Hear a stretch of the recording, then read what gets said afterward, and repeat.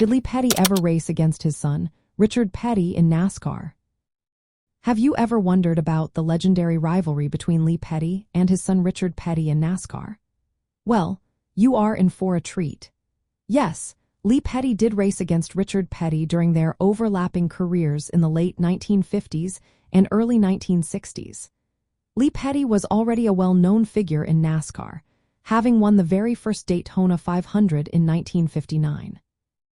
Meanwhile, Richard Petty was just starting his journey in the sport, making his debut in 1958.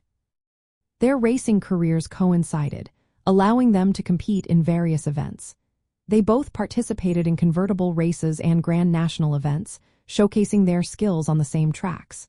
One memorable moment occurred at Lakewood Speedway in Atlanta.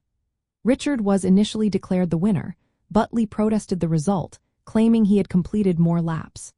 This incident highlights the competitive spirit they shared, even as family members. In that race, Lee drove a newer model car, which gave him a financial reason to contest the outcome.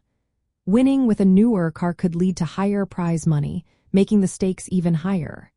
Their rivalry was not just about family, it was about the thrill of competition and the desire to win. Another significant moment happened during the 1961 Daytona qualifying races. On that day, both Lee and Richard were involved in separate crashes. This incident illustrated that they were racing at the same time in high-stakes events. Lee Petty suffered serious injuries in his crash, which also involved another driver named Johnny Beauchamp.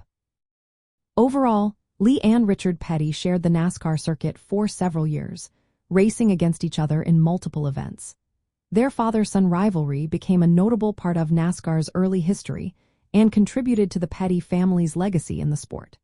Their competition was marked by mutual respect and the natural intensity of racing.